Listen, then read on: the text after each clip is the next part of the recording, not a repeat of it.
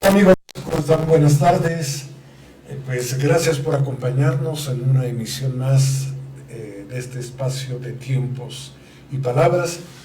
Y bueno, pues aquí estamos a jueves 30 de octubre, vísperas de que inicien las actividades conmemorativas de los días de muertos, así genéricamente llamados, pero que empiezan con una tradición muy enriquecida. Bueno, ahorita para entrar en temas, saludo a Mario Velázquez Jaén, estamos esperando a... ¿Qué tal? ¿Cómo estamos? Esperamos a Arturo, que parece que... Buenas frías y tardes. Frías y húmedas tardes. No, húmedas no, estamos, al contrario, ya secos. Bueno, pero la humedad de estos meses ha sido bastante proverbial y aquí nos encontramos. Pues sí, deseamos de estas actividades conmemorativas, y hoy queremos platicar un poco de estas, dentro de las actividades, aquellas que se refieren a la parte más festiva, a la parte humorística, la parte jocosa, que también impregna mucho esto que llamamos las fiestas de muertos. Y cada vez es más común hablar no de los días de muertos, sino de las fiestas de muertos. Cuestión que me llama mucho la atención, porque insisto en que no lo tomemos al pie de la letra, no lo tomemos semánticamente como si fuera una expresión literal.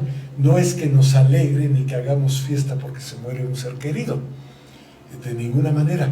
Lo que significa fiesta es que en esta tradición simbiótica, en esta tradición híbrida, nos da gusto sentir, imaginar o festejar en la fantasía que los muertos queridos, los muertos de nuestros seres queridos, vienen a visitarnos en estos días. Y eso porque, según algunos, porque se van matizando estas tradiciones, y según algunas creencias, el 28 empiezan a llegar aquellos muertos en sucesos trágicos, accidentes, partos, etc.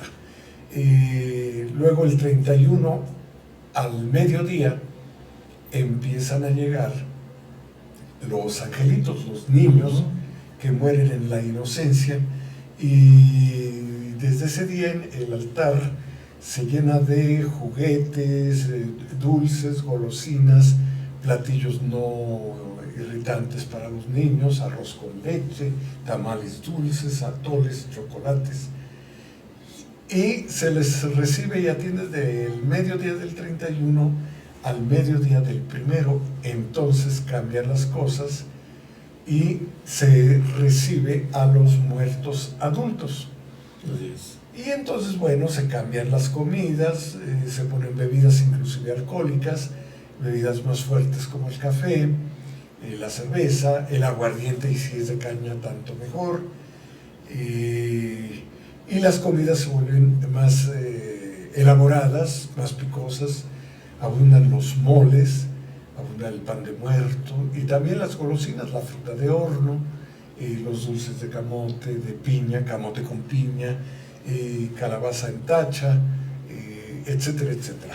Entonces es un desfile de viandas extraordinario, y es tan importante esta conmemoración que en muchas comunidades rurales es la gran fiesta del año, mucho más que Navidad, que Año Nuevo, e inclusive que la Semana Santa.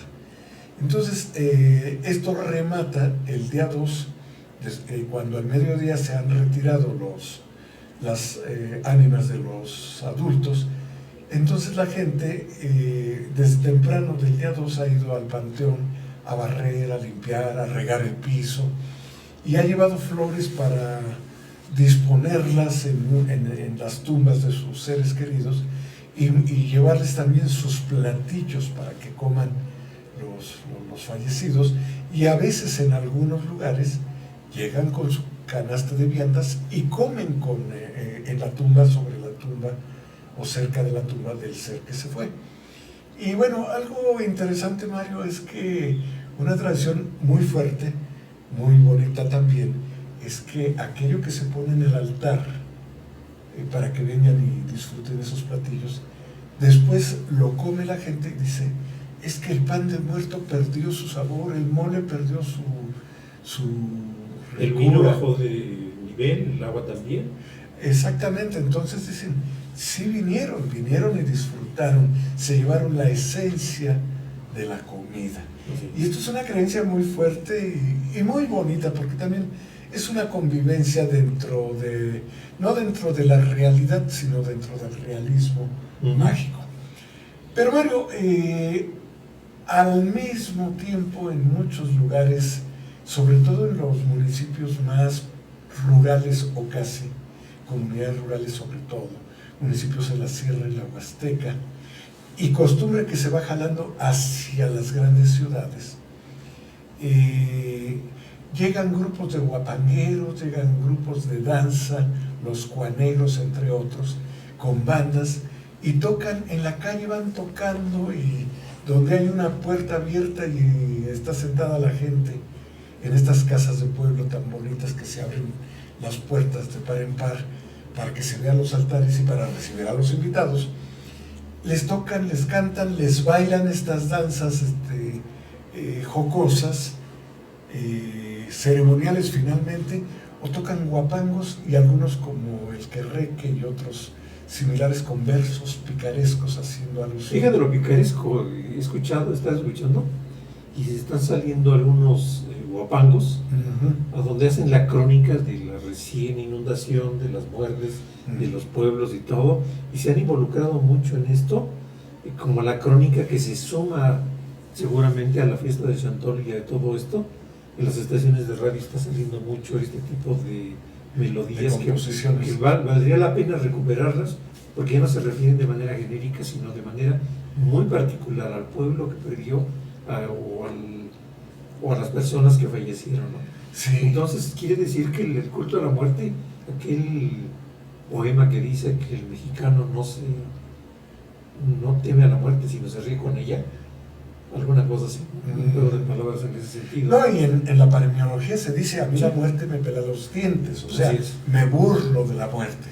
Entonces toda esa algarabía que gira alrededor de estas fiestas es importante, porque se suma el camino de Cempasúchil, que no solamente llega al pórtico, sino sale a la calle, y los cuetones a cierta hora de la mañana o en la tarde para convocar a los espíritus, y primero empiezan desde luego con los cuetones desde el día 28 para las mascotas.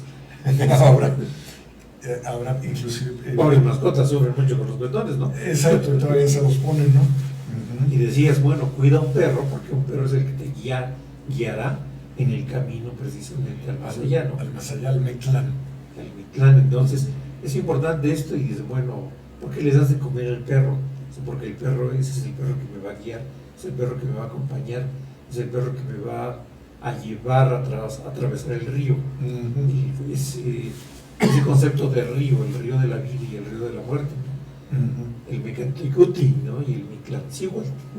Exactamente. Entonces, son cosas que alrededor de esto hay un montón de interpretaciones, posibilidades, tradiciones. Por ejemplo, la visión, yo diría un poco psicoanalítica, acerca de estos días, pues es precisamente el duelo no acabado que se externa dentro de la tradición mexicana, y no solamente la mexicana, sino hay otras tradiciones que llegan más allá, ¿no?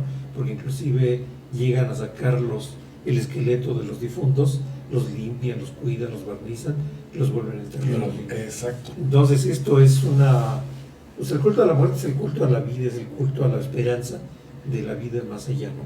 Claro. Y la vida del más allá, bueno, está llena de posibilidades, perspectivas, mitos, porque pues nadie ha viajado y regresado, sino que hay simplemente visiones de esto, ¿no? Y hay creencias en las cuales la reencarnación es básico cuidarla, porque te invita a decir, bueno, cuando regreses o a lo mejor renaces, algunos tienen la idea de que se renace en cualquier objeto vivo, y otros que se renace solamente en seres humanos, ¿no?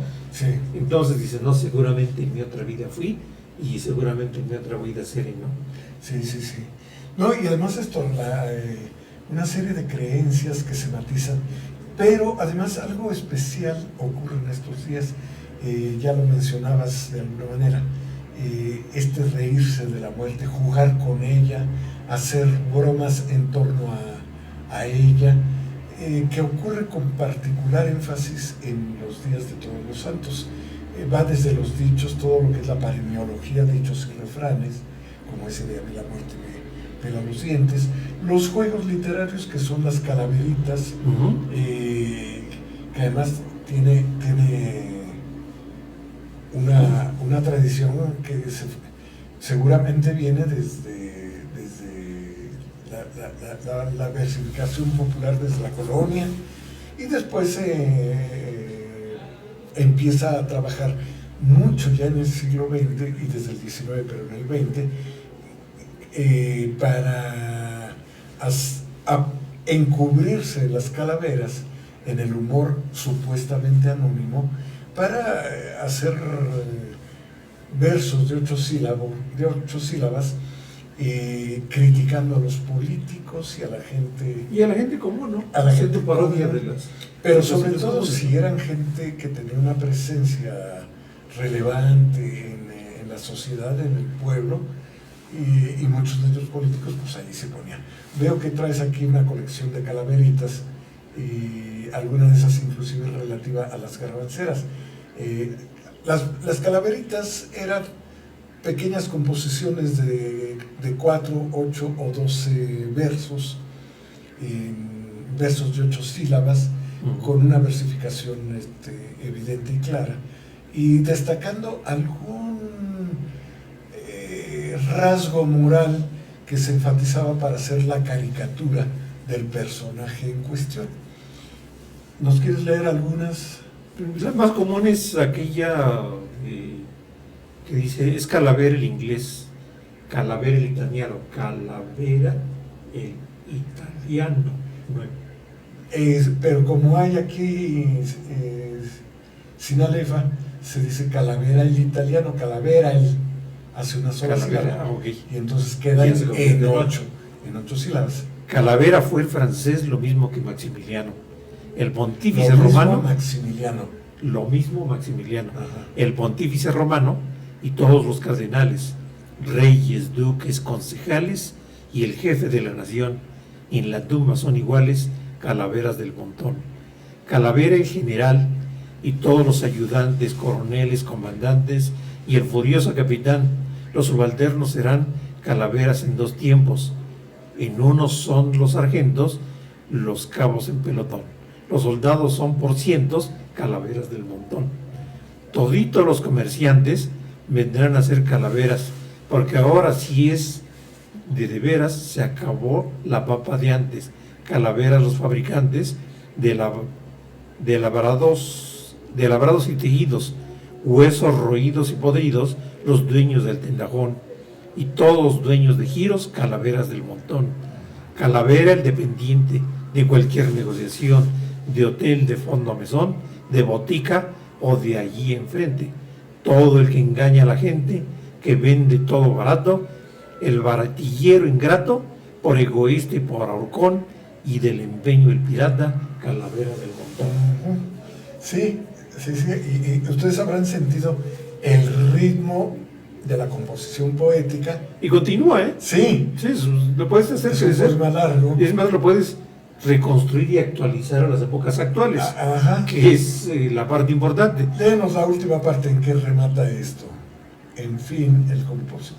Desde ya se me había olvidado. Ya se me había olvidado enumerar a mis parientes, siendo héroes tan excelentes como mi tío el jorobado, mi primo el manco me ha dado, mi pan, mi vela y mi muerto, mi sobrino manco y el tuerto, llora sin consolación, porque es en su desconcierto calaveras del montón. En fin, el compositor que versos no supo hacer, no habrá quien llore por él, pues antes dirán mejor, ya se murió el hablador que nos ponía 1000 defectos, que en la que lo coman los puercos, pues no merece panteón, y que se enteren tantos muertos que la verdad del montón. Sí, sí, sí, la crítica social siempre, porque además habrá notado que detrás de todo esto está la muerte es pareja con todos, y pues esta ironía no tan fina sino muy evidente de adjudicarles características que los descalifiquen. Y tratar de buscar los adjetivos que los pongan en evidencia de alguna manera. Evidenciar cosas, defectos o debilidades, ¿no? Otra cosa curiosa, o sea, dentro de toda la festividad, ya habíamos mencionado la vez pasada, estos juguetes que se hacían con garbanzos, estos muñecos que se hacían en palitos de madera que estaban con hilitos, estaban amarrados y los podías mover como huesos y flexionar, y que jugaban a hacer las comparsas de los muertos. Y la calavera pues era la carita del muñeco, ¿no? La que sugería ser la calaverita, ¿no? Otra parte festiva que se usa para adornar los altares era precisamente las calaveritas de azúcar, que después se han hecho de chocolate, ya mucho más sofisticadas, un chocolate ya para comer y disfrutarlo, pero las calaveritas de azúcar. Que se prepara el azúcar glass, me parece, con limón, y se hace la pasta. Y con eso ya se va. ¿Y se le ponía alguna sustancia para endurecerla? ¿Alguna goma de tragacanto? Agar-agar, tragacanto, alguna de estas, para endurecerla, y se hacían moldes. Sí. Bueno, primero se hacían a mano y después con moldes. Moldes de yeso. Algo significativo, ahora ya no lo hacen, pero algo significativo era que se recortaba el pedacito de papel que traía el nombre de las personas, y entonces se les ponía el nombre de personas, y era muy gracioso llegar a los puestos y andar buscando el nombre de tus muertos para que apareciera la calaverita. O el nombre propio también, ¿no? Sí, la calaverita de fulano, sutano, mengano, perengano, ¿no? Eso era algo muy, muy festivo. Ahora, las calaveras, después de esto que estabas leyendo, te acordarás cómo en los periódicos empezaron a salir las calaveras de los políticos, y algunas bastante descarnadas. Sí, generalmente es la época en que se resarcen las inquietudes, ¿no?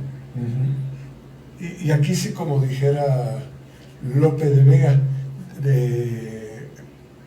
oigo tañer las campanas, en su hermosísimo poema de Mis soledades vengo, a mis soledades voy. Hay una parte donde dice: oigo tañer las campanas y no me espanto, aunque puedo, que en lugar de tantas cruces haya tantos hombres muertos. Mirando estoy los sepulcros cuyos mármoles eternos me están diciendo sin lengua que no lo fueron sus dueños. Oh, bien haya quien los hizo, porque solamente en ellos, de los poderosos grandes, se vengaron los pequeños. Y sí, no cabe duda que eres hombre de letras. O de memoria todavía regular, digamos, ¿no? Es uno de los poemas, se lo recomiendo que lo lea, de Lope de Vega, excelso escritor de los siglos de oro. ¿Cómo se llama? Se llama Las soledades de Lope de Vega. De mis soledades vengo, a mis soledades voy, porque para andar conmigo me bastan mis pensamientos. Es un poema hermosísimo, filosófico teológico. Sí. Entonces vale la pena verlo, porque además la literatura también a lo largo de todos los siglos y en todas las culturas, las antiguas, las pasadas y las recientes, la muerte ha sido un elemento de inspiración para muchos poemas. Ahí tenemos aquel poema de Jorge Manrique, A la muerte de su padre. Recuerde el alma dormida, avive el seso y despierte contemplando cómo se pasa la vida, cómo se llega a la muerte tan callando, cuán presto se va el placer, como después de acordado da dolor, como a nuestro parecer cualquiera tiempo pasado fue mejor. Son unas coplas de una solemnidad y de un dolor, el dolor del hijo que le canta esta elegía a su padre. Y contrasta mucho con las pícaras, ¿no? Como aquella que dice: comadre, cuando yo muera, haga de mi barro un jarro. Si tiene sed en él beba, si a los labios se le pega, son los besos de su charro. Pero antes dale like, no, es otra. Ya estoy leyendo la parte que no me corresponde. Cierra, dice, son los besos de su charro. Que es un tanto pícaro, ¿no? Sí. Tenemos otro poema elegiaco, el que le compone Juan Sabines a la muerte del mayor Sabines, que también es un poema maravilloso. Creo que es uno de los poemas más sentidos de Jaime Sabines, dedicado precisamente a su padre. Y bueno, podemos encontrar muchos poemas en este sentido, muchas escrituras, inclusive donde lo filosófico tiene que ver con esta parte. Pero decíamos, las calaveritas que eran, pues entraban en esta parte jocosa, humorística, que va asociada a las conmemoraciones de muertos. Y Mario, yo creo que si tuviéramos algún psicoanalista aquí cerca, nos diría que son las maneras de conjurar el miedo a la muerte. Están las calaveritas, están los dichos: a mí la muerte me pela los dientes. ¿Cuál otro se te ocurre? Pues aquel que dice que en el poema aquel algo tiene de cruz y de martirio, ¿no? Alguna cosa así, en el mismo poema. Ahorita me olvidó el nombre del poema aquel o el poema mismo. Sí. Pero es un poema muy largo, muy extenso, en el cual trata de describir precisamente la forma de pensar del mexicano. Te estás refiriendo al credo, al México creo en ti, sí, que escribes tu nombre con X, que algo tiene de cruz y de calvario. Y finalmente el calvario está asociado a la idea de muerte por el calvario de Jesucristo. Efectivamente. Nosotros podemos todo el año estarle haciendo cruces a la muerte, mencionarla con respeto y reverencia también, pero en estos días nos damos el gusto de conjurarla haciendo chistes, haciendo fiesta, tomando algunos aguardientes y rematando esto, cada vez una costumbre más generalizada, Mario, de que en la casa de alguno que puso el gran altar, se convoca a la familia para rematar con la comida el 2 de noviembre. Pero fíjate que yo diría que es importante hacer un análisis de todo este fenómeno, porque yo preguntaría, bueno, ¿este es un fenómeno sincrético? ¿Es un fenómeno pagano? ¿Es un fenómeno religioso? ¿O qué es el culto a los muertos, no? Yo diría, bueno, es un fenómeno que surge de la inteligencia, de la necesidad, o yo diría de la vocación de los aquellos que colaboraron en la evangelización del pueblo mexicano, para poder acercar la idea de esa gran cosmogonía europea basada en las creencias religiosas, en contraste con esa cosmogonía de creencias, vamos a decir, paganas, mexicanas. Entonces, esa mezcla de las dos cosas, ni una desapareció ni la otra llegó a ponerse. Más bien se fundieron en ambos sentidos, y se aprovecharon las circunstancias en lugar de luchar en contra de ese proceso, yo diría un poco pagano. En lugar de hacer eso, involucraron, mezclaron, interpretaron y permitieron que la gente siguiera rindiendo el culto a sus muertos, pero ya con una visión completamente diferente, ¿no? Entonces esto es muy importante, porque si se analiza la evangelización desde esa parte, entonces vamos a encontrar que la evangelización fue un proceso con una gran carga, pues, más humana que agresiva, ¿no? Bueno, llevaban de todos modos imagínate que hubiera sido al contrario, los franciscanos o estas personas que colaboraron en esto llevaban a perderse seguramente, ¿no? ¿Por qué? Porque eran pocos comparados con la fuerza de una población, ¿no? Sin embargo, acuérdate que sobre todo en los primeros años, y tenemos un testimonio que es un códice evangelizador truculento, el portal de Actopan, la capilla abierta, donde cuando tenga tiempo usted, cuando se dé ese lujo y ese gusto y ese regalo, vaya a conocer la capilla abierta del exconvento agustino de Actopan. Y si tiene oportunidad, lleve unos catalejos para poder alcanzar a distinguir algunas de las viñetas que están dibujadas. El asunto es que en este afán didáctico, evangelizante, te encuentras unas escenas que son verdaderamente terribles, horrorizantes. Los castigos a aquellos que caían en pecado, y los castigos ahí escenificados, hombres puestos vivos al fuego, queriendo ilustrar el purgatorio, o algunos otros castigos que la Santa Inquisición había desarrollado finamente, vamos a decirlo así, con aparatos de tortura. Entonces, imagínense evangelizar a un pueblo que tenía otras creencias, que inclusive no creía en la muerte al estilo que hoy lo tenemos, porque este sentido de la muerte que llega de Europa estaba sustentado en una filosofía, en una pedagogía, ¿no? Pero en la filosofía judeocristiana, ¿no? Sí, que se basa en la filosofía judeocristiana, donde la muerte era terrible, y que se interpreta a partir de una tecnología dogmática, y la teología dogmática precisamente describe y plantea todo eso que comentabas ahorita, ¿no?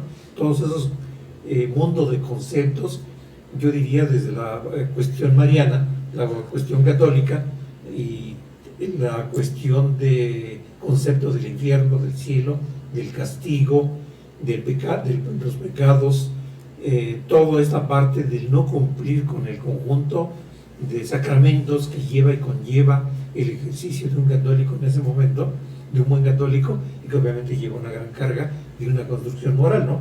Entonces todo esto, todo este mundo de cosas se van centrando, se van conformando, van coincidiendo en un proceso determinado, que es lo que les da definitivamente forma a todos esa pedagogía que encontramos, que se encuentra dibujada en el conjunto de estas pinturas que planteas o que explicas, pero que cada una de las figuras, cada uno de los momentos, si los aislamos, son los elementos didácticos que explican precisamente el proceso evangelizador, ¿no? Sí, pero además un proceso evangelizador llevado más allá del cariño al prójimo, llevado al castigo al pecador. Así es. Entonces, terrible. Tanto así que se habla, no recuerdo en dónde se describe que en algunos pueblos era tal, imagínate la vehemencia con que eran platicadas estas situaciones. Además, recordemos que el origen del catolicismo está cifrado primero en la crucifixión de Cristo, después en el martirologio de los discípulos de Cristo, prácticamente todos, bueno, la mayoría, que después se convirtieron en santos, y la mayoría fueron muertos en términos terribles. Luego los católicos en Roma, que tenían que practicar a escondidas en las catacumbas. Los cristianos primero. Los cristianos, sí. Los cristianos, efectivamente, todavía no era la Iglesia Católica, pero que tenían que practicarla a escondidas, porque si los descubrían, eran pues prácticamente muertos de manera violenta, castigados. Y que se identificaban a través de señales, ¿no? Sí, y una de las señales es que dibujaban un pez en la tierra, entonces si el otro da el conjunto del pez, quiere decir que era conocido y exactamente, era parte de la hermandad de cristianos, ¿no? De cristianos. Entonces, si llegan con este relato sustentado en el martirologio, en la muerte, en el dolor de cómo sacrificio. El sacrificio, de cómo les provoca la muerte, la crucifixión de cabeza, el matarlo atado a un árbol, matarlo con flechas, o con los látigos, ¿no? O con los látigos, echarlo a los leones, en los circos, etcétera, etcétera. O sea, escenas truculentas. esa es la visión que traen cuando aquí en las culturas prehispánicas la muerte y el Mictlán, el reino de los muertos, eran otra cosa. O sea, la muerte y la vida eran una dualidad. La muerte en guerra era un don. Era un don. La muerte de las... En el juego. Los partos. Y en el juego también era un don. Pero no en el juego de casinos, sino en los juegos florales. Así es. Que eran batallas rituales, podríamos decirlo de esta manera, batallas rituales, donde el triunfador era el que era sacrificado en algunos lados, ¿no? En los juegos de pelota. Entonces... Y luego los sacrificios que se hacían, ¿no? Las guerras floridas, por ejemplo, ¿no? Sí. Que las guerras floridas pues eran todo eso, ¿no? Exacto. Entonces aquí es un punto de encuentro, es un punto de explicación a donde le dice el evangelizador: si ahora ya no tienes que morir tú, porque Jesucristo murió en la cruz por nosotros. Entonces, no, pues sí. Como dirían hoy en día, ¿no? Pues de ahí soy. Entonces, principalmente las madres decían, pues qué bueno, porque ya mi hijo ya no va, o mi hija no va a ser sacrificada, ¿no? Por una parte. Por otra parte, también recuerda que en esas analogías establecidas al principio de la evangelización, estaba, por ejemplo, Tezcatlipoca, que moría en la tarde y renacía al amanecer, y su presencia combinaba eran Huitzilopochtli, Tezcatlipoca, en una rivalidad del día a la noche, la dualidad finalmente era más dialéctica en ese momento, la forma de la religión de las culturas prehispánicas. Así es.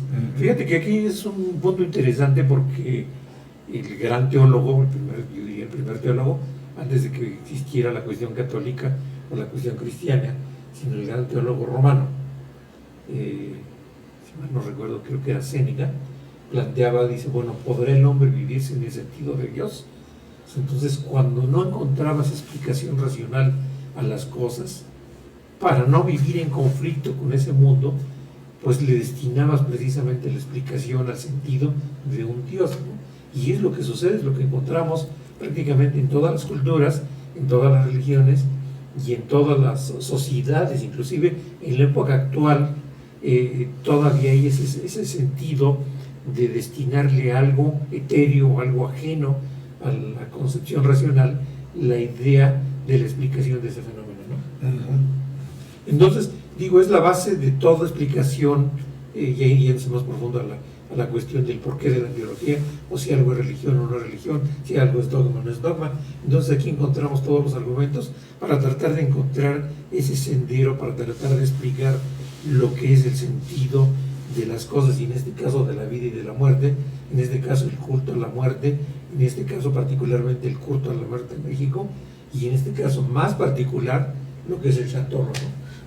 El Chantolo se va a suspender por las lluvias. Pues no se suspendió. No, efectivamente, al contrario, es la gran festividad religiosa en muchas zonas de las Huastecas. Y en Huejutla es una alfagarabía ahorita en este momento. Efectivamente. Hace un rato veía algunas fotografías impresionantes del gran altar ahí en la plaza principal, ¿no? Sí, porque además no solo no muere la tradición, sino que además influye en una serie de actividades que van tomando un matiz más cívico, y que estas costumbres, tradiciones venidas del pueblo, surgidas en esta expresión híbrida entre las culturas nativas y las culturas inmigrantes desde la colonia, y que se van enriqueciendo con los tiempos, pasan de la creencia popular, de la práctica casera, hogareña, se van a las escuelas, se van a las oficinas, se van a los espacios cívicos de gobierno, municipales, presidenciales, se van a los museos, y se van al extranjero, porque se han constituido en un patrimonio cultural reconocido por la UNESCO. Sí, que yo lo veo más que todo siendo una herramienta, un elemento de evangelización. Hoy el día, como dices, es más cívico y más profano, ¿no? Desde luego. Y además algo interesante, cómo se van enriqueciendo, porque hoy No sería el Halloween, es completamente es lo profano. que iba a mencionar. El Halloween que tiene su origen en la cultura celta, Ujú. y recordemos que los celtas bajan del norte de Europa hasta España inclusive, y entonces pueblan muchas de las regiones de la Europa occidental. Así es. Y quizá la más significativa es la parte de Irlanda, que cuando en el siglo XIX hay muchos emigrantes a Estados Unidos, sobre todo, por la hambruna y las guerras posteriores intestinas que padecen, llevan sus tradiciones, y una de las más fuertes es precisamente el Halloween. No es una fiesta de muertos, coincide con que ocurre el último día de octubre, y es la presencia, el día de la noche de brujas. Así es. Pero no de las brujas de películas de terror o de Chucky, como se llaman estos personajes.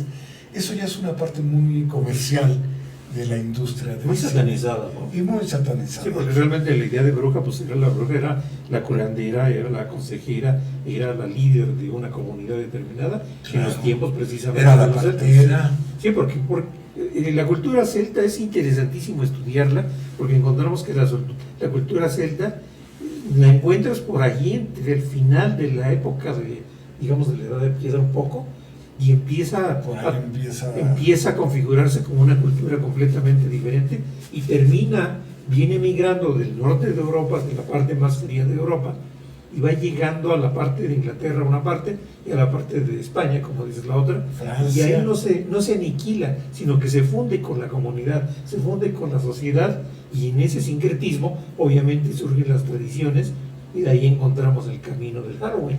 Exacto.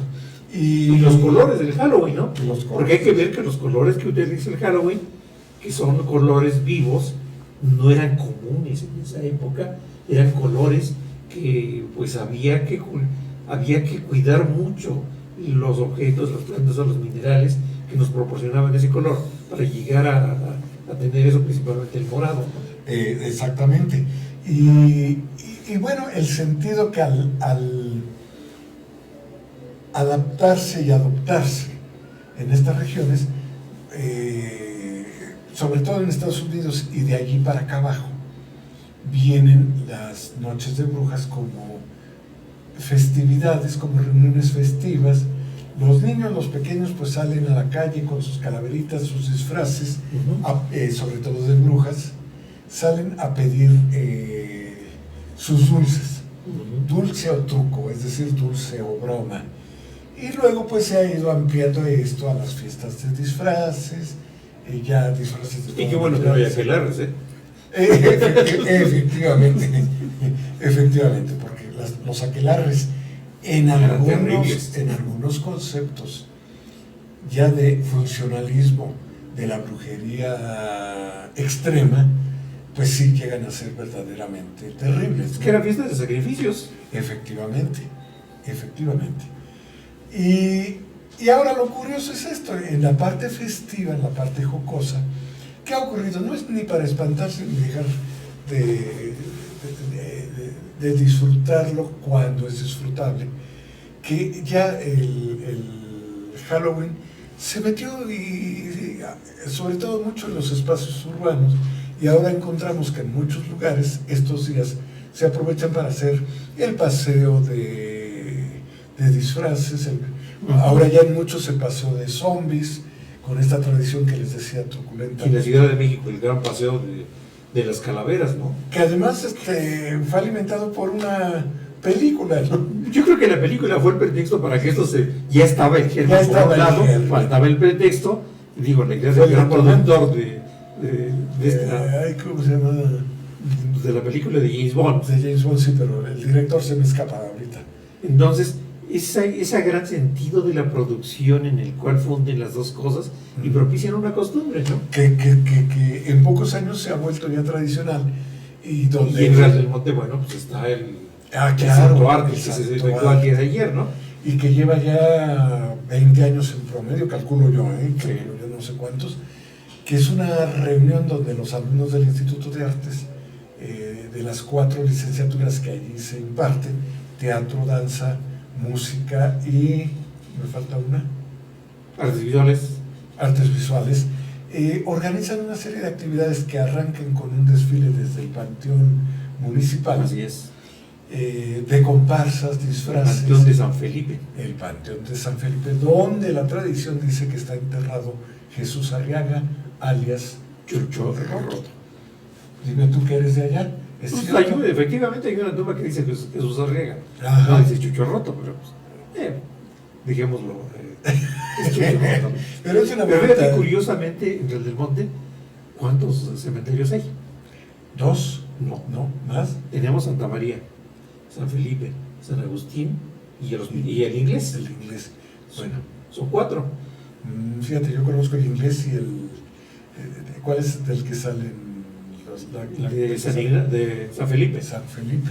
Y este es curioso porque se funda este cementerio precisamente en 1860, y en el momento que se inicia la cuestión ya de la República, en ese momento se funda San Felipe. San Felipe. Sí, que seguramente debió ser los primeros cuerpos que allí llegaron fueron los que estaban en el Camposanto, que pudo haber estado enfrente o a un costado de la parroquia. De la parroquia, se dice, Así es. seguramente. Hasta que las leyes de reforma dicen cementerios aquí en espacios urbanos, no. ¿Te acuerdas que los cementerios, bueno, A excepción de los ingleses, ¿no? Porque los ingleses tenían un culto completamente diferente al católico. Ajá. Entonces ellos deciden Desde ser sepultados ahí, que por cierto no es el único cementerio inglés en México, ¿no? No. También está el que estuvo en la Ciudad de México, ahí sobre el circuito interior, cruzando con la calle de la México-Tacuba. Allí por San Cosme, ahí digamos. exactamente, la contraesquina del Cine Cosmos. Allí en la contraesquina del Cine Cosmos inclusive actualmente existe solamente la capilla de lo que fue el cementerio inglés. Y ese cementerio inglés, esa capilla, la construyó aquel muy amigo de Porfirio Díaz, de Whitman Pearsons. Entonces Whitman Pearsons, que fue un gran inglés que le decía que él empieza siendo de la Cámara de los Comunes y termina siendo miembro de la Cámara de los Lores, porque resulta que pues, él se aprovechó, que otro día tenemos que hablar de toda esta parte de la industrialización en México en la época porfiriana, con este tipo que realmente fue muy hábil en cuestiones financieras, ¿no? Sí, sí, sí. Entonces ese es el otro cementerio inglés que hay. Eso quiere decir que hubo una gran cantidad de ingleses que llegaron pues llegaron a América, ¿no? Sí. Llegaron a México y se hicieron Trajeron negocios, sus trajeron todo, ¿no? costumbres. Trajeron costumbres, trajeron religión, trajeron los pastes, Mm. y junto con eso pues seguramente también tuvo que haber llegado el Halloween. Pues sí, seguramente. Y ahora lo más ocurrente es que con todas estas fiestas de desfiles de disfraces, donde han cambiado las máscaras tradicionales por máscaras de hule, de personajes mundiales, Trump, expresidentes de México, artistas, personajes de dibujos animados, etcétera, etcétera. Ahora esto se da en llamar la fiesta del Chantolowin, que es un nombre que lo define perfectamente, ¿no? El cine no ha estado lejano de esto, ¿no? Tenemos películas en blanco y negro como la de Macario. Tenemos las fiestas, las últimas películas, que es Coco, y la otra Y que ya están preparando la segunda versión. La segunda versión. Y también está la otra de La Nahuala, que es una película que está en la plataforma de Disney, que digo, es una forma de recuperar precisamente todas estas tradiciones y llevarlas a la pantalla. Yo diría es la mejor forma de mantenerlas vivas, ¿no? Claro, claro. Pues, la invitación es: disfrute usted, viva con intensidad estas tradiciones de muertos en estos días, en familia directa, en familia extensiva. Pasé por algunos lugares públicos que llegan a montar altares muy interesantes y algunos muy documentados. Antes en el Centro Regional de Lina montaban cada año un altar de diferente región geocultural de la entidad.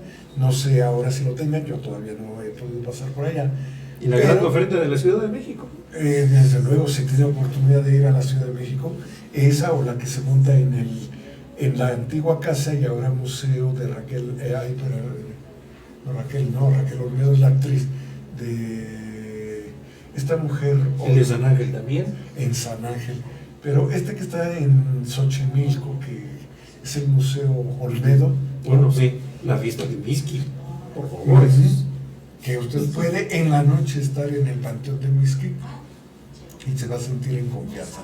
Entonces, viva con intensidad, se crea o no se crea en estas cosas. Lo que sí es cierto es que la fe pública es una expresión de cultura muy interesante. Y, por cierto, también viene aquí otra invitación. El 3 de noviembre se conmemoran 300 años de que entró en 1725, el 3 de noviembre, se autoriza la construcción del hospital de Nuestra Señora de Guadalupe o de los médicos hospitalarios de los juaninos. Y entonces, con ese motivo, se va a inaugurar una exposición y habrá otras actividades sobre este antiguo edificio que al paso del tiempo trabajó un poco más o menos un siglo, de 1729 hasta 1735, y luego se cierra, después se convierte en cuartel, se convierte en caballeriza, se abandona, está allí olvidado cuando se decreta la creación del Estado de Hidalgo. Después, pocas semanas después, la del Instituto Literario y Escuela de Artes y Oficios, que después va a ser Universidad Autónoma de Hidalgo. Exacto. Y hoy Universidad Autónoma del Estado de Hidalgo. Y entonces, en este edificio de los Juaninos, que se convirtió de un templo católico a un templo del saber. Exactamente. Hoy es el edificio emblemático más importante de la Universidad Autónoma del Estado de Hidalgo. Va a contar con una exposición sobre este tema y seguramente que habrá algunas otras actividades, pláticas, charlas, qué sé yo. Vaya y conózcalo, disfrútelo, tiene unos rincones maravillosos. Yo les recomiendo, entre otros, la sala de exposiciones donde está la chancha, que no es otra sino Chicomecoatl, la diosa de los nutrimentos. Hermoso concepto. No es la diosa de la alimentación, es la diosa de los nutrimentos. El frontón barroco. El frontón barroco. El frontón barroco, que se puede apreciar en la entrada lateral del Baltasar Muñoz. La escalera helicoidal que sube al balcón de este lugar. El edificio Art Deco. Así es. En fin, es un espacio de una influencia granadina, europea. Efectivamente. Entonces, disfrute usted de este edificio, reconozca lo antiguo, lo intermedio, lo moderno, y definitivamente yo siempre les digo, antes de que lo vaya a conocer, lea usted el cuento El Aleph de Jorge Luis Borges. Y allí hay una parte donde dice: el Aleph es ese punto donde se juntan todos los puntos del universo. Yo creo que cada casa tiene su Aleph y cada edificio lo tiene, y estoy seguro que el edificio central, hoy Centro Cultural Universitario La Garza, estoy seguro que tiene muchos rincones donde usted se va a sentir aislado, inspirado y viendo el universo desde un rincón, como el de la escalera, que a mí me parece maravilloso. Y todo el análisis, yo diría un poco sincrético y un poco masónico, que tiene todo el edificio. Pero eso un día lo hablamos. Vaya, pues terminamos. Pues gracias por acompañarnos, Mario. Muchas gracias por esta charla. Le mandamos un saludo a Arturo Moreno, que hoy estuvo imposibilitado de asistir. Saludamos a Josué en los controles. Gracias, Josué. Y a usted le agradecemos que nos haya acompañado. Y no le cambie, porque viene un programa más en JMS Noticias, medios. Estoy viendo el papel pronter. Bueno, pues siga usted aquí con nosotros. Hasta luego.